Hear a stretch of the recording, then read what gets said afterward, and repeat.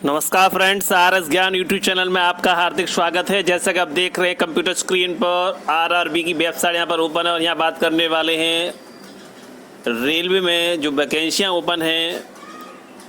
RRB NTPC graduate level से vacancy यहाँ देख सकते हैं for non technical popular categories NTPC graduate post. जैसे हम यहाँ पर क्लिक करेंगे तो क्लिक करने के बाद आपके सामने बढ़िया सा नोटिफिकेशन ओपन होता है जिसको आप रीड और राइट कर सकते हैं। थोड़ा सा यहाँ जूम कर लेंगे और जूम करने के बाद यहाँ 3 लाइन पर क्लिक करते ही पूरा यहाँ पीडीएफ आपको क्लियर दिखने लगता है।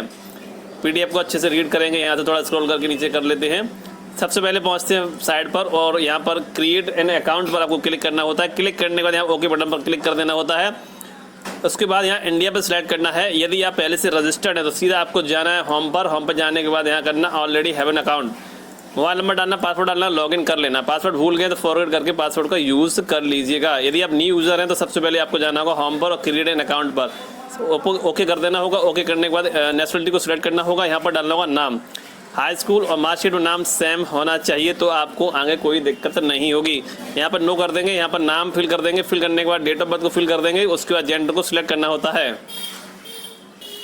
फादर्स नेम जो है 10th की मार्कशीट उसका फिल करना होता है। उसके बाद मदर्स नेम को यहाँ डाल देना होता है। आधार कार्ड नंबर डाल के यहाँ वेरीफाई पे क्लिक करना होता है और एक ऑप्शन आपको मिलता है एक्टिवेट करने के लिए, तो उस पर आप टिक कर देते हैं। फिर दोनों की डिटेल सेम होती है और आप ओके कर देते हैं। डाटा आपका वेरीफाई यहाँ पर कंप्लीट सक्सेसफुली हो जाता है। उसके बाद ईमेल डालना होता है। ईमेल जनरेट ओटीपी पर क्लिक करते हैं। ओटीपी कुछ समस्या आ रही है तो आप नाइट में, मॉर्निंग में या फिर दूसरा ईमेल या तीसरा ईमेल यूज़ कर सकते हैं।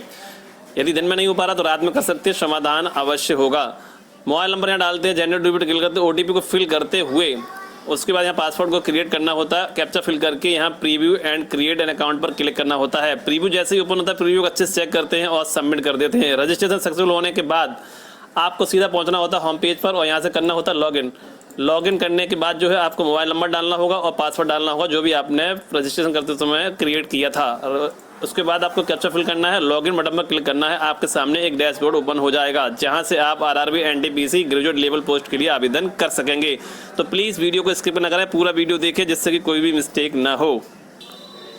अगला स्टेप में आप देख पा रहे होंगे कि यहाँ जो डिटेल आई है, कैटेगरी डिटेल्स देख सकते हैं। एक सर्विस है तो यस, नहीं तो नो, ऐसे ही ऑप्शन से यहाँ फिल करेंगे। उसके बाद यहाँ ईबीसी सर्टिफिकेट को मैंने सेलेक्ट किया, चूँकि ओबीसी से हूँ। यस करने पर यहाँ पर फिर से यस पूछेगा तो यस कर देंगे। और do you wish to available fee concession, और यहाँ पर अपना आय प्रमाण पत्र नंबर जो कि वैलिड होना चाहिए, 3 ईयर्स वैलिड होता है, उस चीज़ का ध्यान रखना होगा। नोटिफिकेशन देखना होगा, चेक करना होगा। उसके बाद यहाँ पर सिलेक्ट जो भी इशूइंग अथॉरिटी है सिलेक्ट कर सकते हैं और यहाँ पर डेट ऑफ इशू डालनी है और यहाँ पर जो है आय प्रमाण पत्र को अपलोड भी करना है। ओबीसी कैंडिडेट SC ST हैं, मेल हैं, फीमेल हैं तो उन्हें केवल जाति प्रमाण पत्र अपलोड करना है। बाद बाकी ऑप्शन जो है जो EBC वाला है वो नो करना होगा। जनरल हैं तो उन्हें भी नो करना होगा। जो भी फीस लग रही है वो कटनी होगी। देखिए 250 रुपये जो भी कटेंगे आपके वो वापस होगा। ये अगर 500 रुपये कट रहे हैं तो 400 रुपये रिफंड होगा। फर्स्ट CBC अटेंड करना होगा। रूल्स पढ़ने के लिए नोटिफिकेशन को क्लिक करके रीड कर सकते हैं। तो यहाँ पर डिटेल्स को मैंने यहाँ फिल कर रखा है, ठीक है। चूँकि OBC हूँ और OBC कैंडिडेट ने EBC सिलेक्ट किया है, यहाँ पर यस किया है, यहाँ पर आय प्रमाण पत्र डाला है और नंबर डाला है, डेट डाली है। उसके बाद यहाँ पर आय प्रमाण पत्र अपलोड किया है जिससे कि OBC कैंडिडेट को मात्र 250 रुपये ही पे करना होगा और वो भी आपके फर्स्ट CBC अटेंड करने पर रिटर्न हो जाते हैं। यदि मेरी बात आपको समझ में नहीं आ रही है या फिर गलत लग रही है तो आप इसको नोटिफिकेशन पढ़ सकते हैं या फिर हेल्पलाइन नंबर से कॉल करके इसका समाधान कर सकते हैं। तब आप इस वीडियो पर भरोसा कर सकते हैं और आप इस वीडियो को देखकर समाधान कर सकते हैं। तो यहाँ देख सकते हैं अगला स्टेप जो है, मैंने यहाँ रेलवे में कोई सर्विस या कोई डिपार्टमेंट में लगे हैं तो यस, नहीं तो नो। और यहाँ पर अपनी अकाउंट डिटेल डालना होगा जो कि फर्स्ट CBC अटेंड करने पर पैसा रिफंड होगा। यहाँ सेव करना होगा, उसका नेक्स्ट बटन पर क्लिक करना होगा। दोस्तों अगले स्टेप को थोड़ा ध्यान से देखना होगा। यहाँ पर 10 डिटेल अगर पहले से फिल है तो ठीक है, नहीं फिल है तो आप फिल जब भी कर रहे होंगे तो वहाँ पर एक अपलोड का ऑप्शन मिल जाता है। और जो भी ऑलरेडी कैंडिडेट है तो यहाँ पर एक अपलोड का ऑप्शन आ रहा होगा, उस पर हाई स्कूल का डॉक्यूमेंट अपलोड करना होगा। चूँकि यहाँ अपलोड कर चुके हैं इसलिए नहीं दिखाई दे रहा है, बट आपको प्रूफ के तौर पर यहाँ एडिट बटन यहाँ क्लिक करेंगे वैसे ही वो ऑप्शन आपको दिख जाएगा।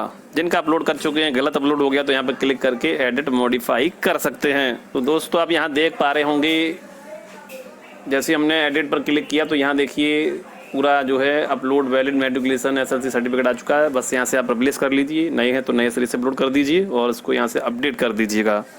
तो दोस्तों यहाँ ये 10th की डिटेल अपडेट हो चुकी है और अब यहाँ एक बहुत ही अच्छा सिस्टम कर दिया गया है कि टू ऐड योर क्वालिफिकेशन, ठीक है। तो यहाँ हमने ऐड कर रखा। अब यहाँ जो जैसे ग्रेजुएट लेवल वैकेंसी है तो यहाँ पर केवल ग्रेजुएशन ही दिया गया है। पहले क्या था कि यहाँ पर इंटर दिया रहता था, तो हम लोग इंटर भर रहे हैं, फिर बी ऐसा सब कुछ क्वालिफिकेशन भर रहे हैं, तो इसमें दिक्कत होती थी। इस बार उन्होंने केवल बैचलर डिग्री दी है, BA BSc BCom जो भी हो वो आप इसमें भर सकते हैं। तो फ्रेंड्स अगला स्टेप आपके सामने है, जहाँ पर आपको हाई स्कूल की डिटेल को फिल कर लेना और सेव कर लेना होता है और डॉक्यूमेंट से आपको अपलोड करना होता है। यदि आप पहले से रजिस्टर्ड है तो ऑटोमेटिक यहाँ सेव किया हुआ मिलेगा। ओरिजिनल डॉक्यूमेंट स्कैन करके अपलोड करना है। बैचलर डिग्री का ऑप्शन आता है। बैचलर डिग्री में BA BSc BCom BTech ये डिग्रियां जो है बैचलर डिग्री में काउंटिंग की जाती हैं। BSc नर्सिंग में एक बैचलर डिग्री है तो वो भी आप यहाँ भर सकते हैं। ये वैकेंसी जो है इसमें कुछ वैकेंसियाँ टाइपिस्ट की हैं, कुछ बिना टाइपिस्ट की हैं, तो टाइपिंग के लिए यस करना अनिवार्य होगा जैसे कि यहाँ दिया गया है। अगला स्टेप देखिए, सब सब्जेक्ट स्ट्रीम है। सब स्ट्रीम यानी कि सब्जेक्ट स्ट्रीम आपके पास क्या है? साइंस है, आर्ट्स है, कॉमर्स है, या फिर आप बीटेक कर रहे हैं या करते हैं। सॉरी, बीटेक कंप्लीट होना चाहिए, बैचलर डिग्री कंप्लीट होगी तभी आप इसके लिए एलिजिबल हैं। तो यहाँ आपको समझ में आया होगा। तो यहाँ जैसे आप चाहें तो यहाँ आर्ट्स लिख सकते हैं। बैचलर डिग्री जैसा कि मैंने बताया आपको, फिर से रिपीट कर दूँ, BA BSc BCom BTech। तो यहाँ जैसे आर्ट्स लिखेंगे तो यहाँ ये पता चल जाएगा कि बैचलर डिग्री आपने आर्ट साइड से किया है, सब्जेक्ट स्ट्रीम। तो यहाँ अब आर्ट साइड से आपने बैचलर डिग्री किया है तो स्वाभाविक है, जो मैंने बताए हैं 4 BA BSc BCom, तो उनमें से एक आपका BA आर्ट साइड से हो जाएगा। आप चाहें तो BA इस तरीक़ा से करके डैश करके यहाँ लिख सकते हैं, और नहीं तो आप इतना लिख दीजिए, काफ़ी है। अब आपके पास BSc है तो आप यहाँ SCIENCE साइंस लिख देंगे। देखिए अब बैचलर डिग्री आपने किससे किया है, कौन से सब्जेक्ट स्ट्रीम से किया है? साइंस सब्जेक्ट स्ट्रीम से किया है।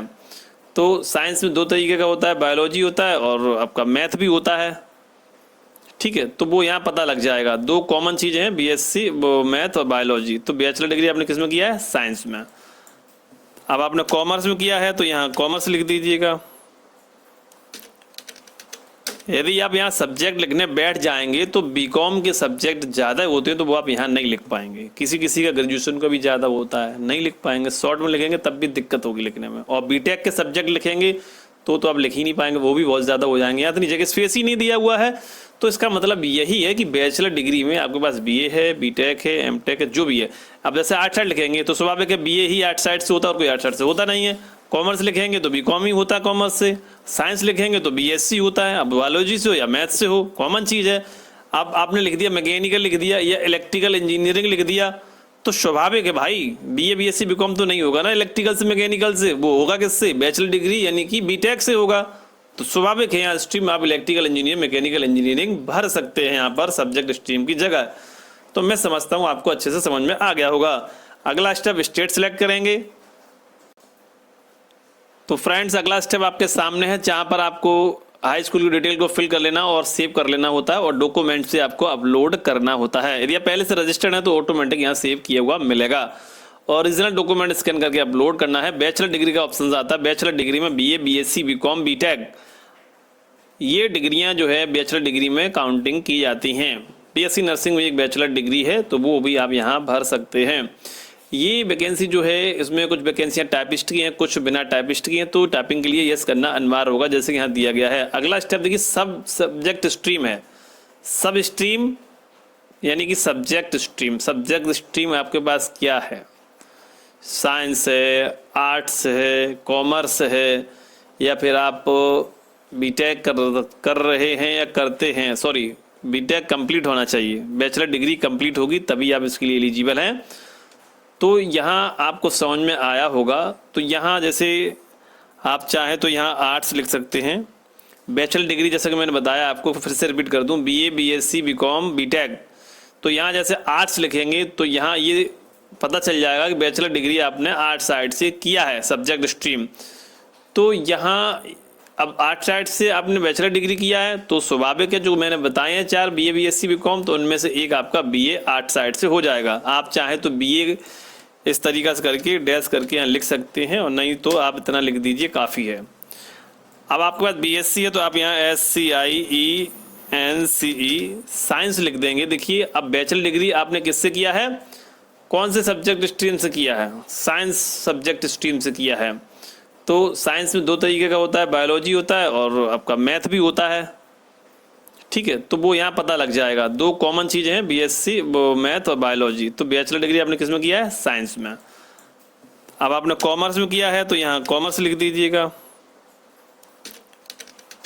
यदि आप यहाँ सब्जेक्ट लिखने बैठ जाएंगे तो बीकॉम के सब्जेक्ट ज़्यादा होते हैं तो वो आप यहाँ नहीं लिख पाएंगे। किसी किसी का ग्रेजुएशन का भी ज़्यादा होता है, नहीं लिख पाएंगे, शॉर्ट में लिखेंगे तब भी दिक्कत होगी लिखने में। और बीटेक के सब्जेक्ट लिखेंगे तो आप लिख ही नहीं पाएंगे, वो भी बहुत ज़्यादा हो जाएंगे। यहाँ इतनी जगह स्पेस ही नहीं दिया हुआ है। तो इसका मतलब यही है कि बैचलर डिग्री में आपके पास बीए है, बीटेक है, एमटेक है, जो भी है। अब जैसे आर्ट साइड लिखेंगे तो स्वाभाविक है बीए ही आर्ट साइड से होता है और कोई आर्ट साइड से होता नहीं है। कॉमर्स लिखेंगे तो बीकॉम ही होता है कॉमर्स से, साइंस लिखेंगे तो बीएससी होता है। अब बायोलॉजी से हो या मैथ से हो, कॉमन चीज़ है। अब आपने लिख दिया मैकेनिकल लिख दिया या इलेक्ट्रिकल इंजीनियरिंग लिख दिया तो स्वाभाविक है भाई बीए बीएससी बीकॉम तो नहीं होगा ना इलेक्ट्रिकल से मैकेनिकल से, वो होगा किससे, बैचलर डिग्री यानी कि बीटेक से होगा। तो स्वाभाविक है यहाँ स्ट्रीम आप इलेक्ट्रिकल इंजीनियर मैकेनिकल इंजीनियरिंग भर सकते हैं यहाँ पर सब्जेक्ट स्ट्रीम की जगह। तो मैं समझता हूँ आपको अच्छे से समझ में आ गया होगा। अगला स्टेप स्टेट सेलेक्ट करेंगे, उसके बाद जो है यहाँ डिस्ट्रिक्ट सेलेक्ट करते हैं। जिस भी डिस्ट्रिक्ट से आपने पढ़ाई की है, जैसे मान लीजिए आप आगरा से पढ़ रहे हैं और आपकी यूनिवर्सिटी अम्बेडकर यूनिवर्सिटी है तो आप यहाँ आगरा सेलेक्ट करेंगे डिस्ट्रिक्ट और यहाँ यूनिवर्सिटी डाल देंगे। भले ही आप एटा, मैनपुरी, टावा या फिर कानपुर के रहने वाले हों, तो उस चीज़ को ध्यान रखना है जिस भी ज़िले में आप पढ़ रहे हैं वो ज़िला और उसकी यूनिवर्सिटी यहाँ डालनी है।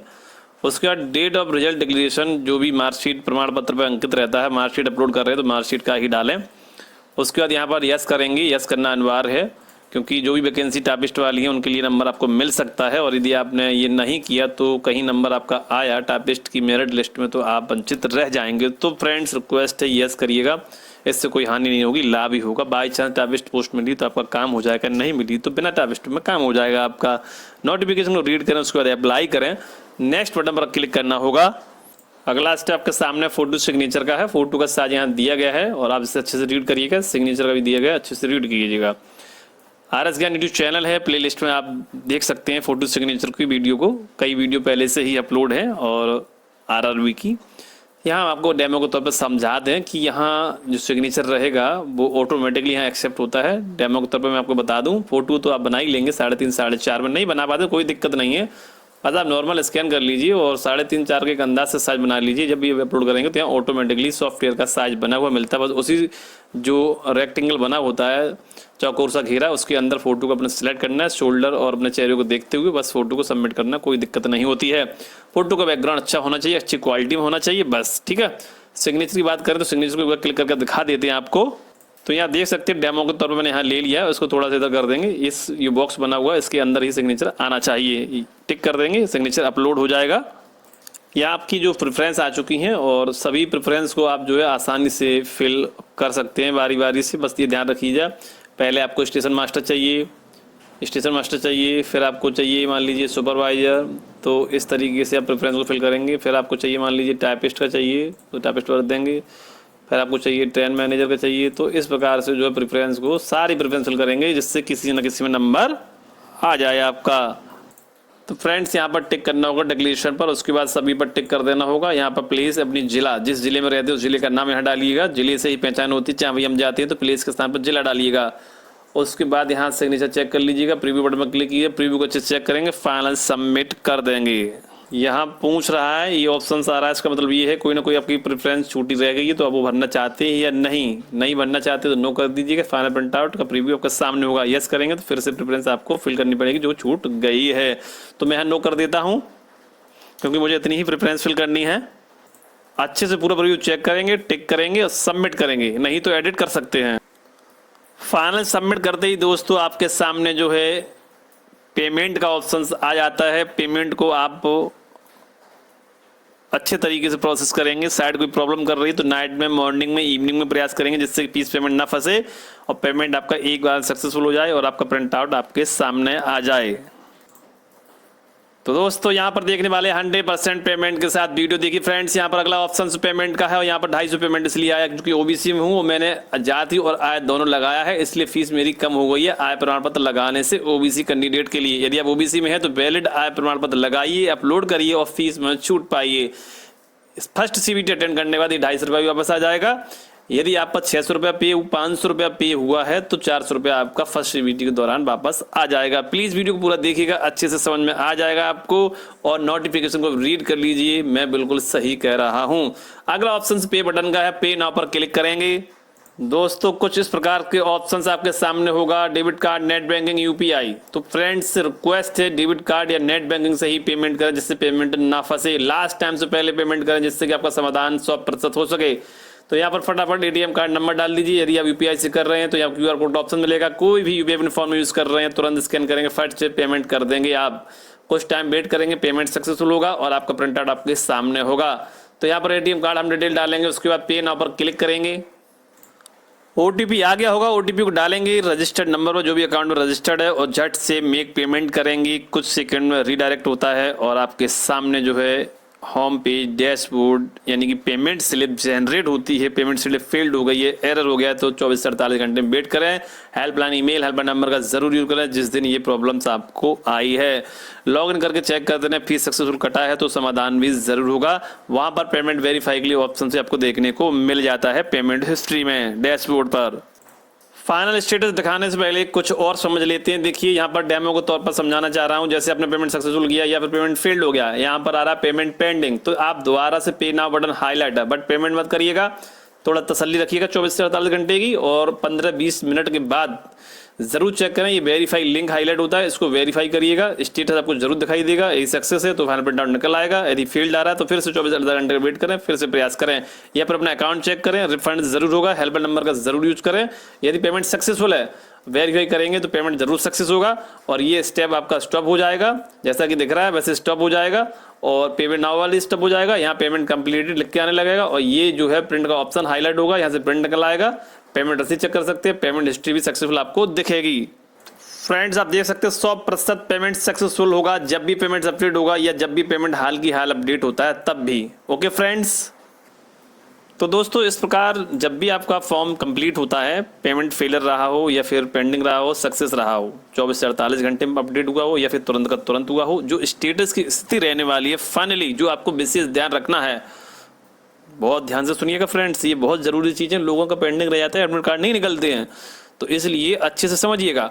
पेमेंट स्टेटस, पेमेंट कंप्लीट होना चाहिए, चाहे पेमेंट आपका फेल हुआ हो, सक्सेस हुआ हो, फॉर्म इनकम्प्लीट हो, कुछ भी हो, लेकिन आपको एडमिट कार्ड चाहिए और फाइनल प्रिंट ओके चाहिए, 100% पेमेंट डन चाहिए। तो इस वीडियो को जरूर समझ लीजिएगा। यहाँ पर देखिए पेमेंट कंप्लीट लिखा हुआ है तो आपके स्टेटस में भी पेमेंट कंप्लीट होना चाहिए, अनिवार्य है। और पेमेंट का बटन स्टॉप होना चाहिए, वेरीफाई का भी स्टॉप होना चाहिए और आई बटन ऑन होना चाहिए। इससे फाइनल प्रिंट आउट निकलेगा विद पेमेंट के और पेमेंट हिस्ट्री से पेमेंट हिस्ट्री चेक कर पाएंगे। ठीक है, ये तो हो गया सक्सेसफुल का 100% विद पेमेंट के 100% प्रूफ। डेमो के तौर पर आपने समझ लिया है ऐसे अच्छे से। यदि यहाँ पेंडिंग लिख कर आ रहा है, पेमेंट का बटन हाईलाइट है या वेरीफाई का बटन हाईलाइट है, तो समझ लीजिएगा आपका फॉर्म जो है फंसा हुआ है, पेमेंट अपडेट नहीं है। जब भी क्लियर होगा 100% नहीं 101% जो भी स्टेप आप देख रहे हैं इस प्रकार से कंप्लीट होना चाहिए। जैसा कि आपने अभी देखा वीडियो में, यहाँ पेमेंट कंप्लीट होना चाहिए, ये बटन स्टॉप होनी चाहिए, ये बटन ऑन होनी चाहिए, एप्लीकेशन प्रीव्यू का जो बटन है फाइनल प्रिंट आउट का, और एप्लीकेशन हिस्ट्री का बटन ऑन होना चाहिए। हिस्ट्री पेमेंट स्टेटस सक्सेसफुल दिखना चाहिए। तो फ्रेंड्स ये वीडियो की अपडेट आपको कैसी लगी? यदि कोई समस्या लग रही तो हमें कमेंट लिखें। वीडियो यदि पसंद आया तो लाइक सब्सक्राइब करें। वीडियो देखने के लिए आप सभी का धन्यवाद। नमस्कार, जय हिंद, जय भारत।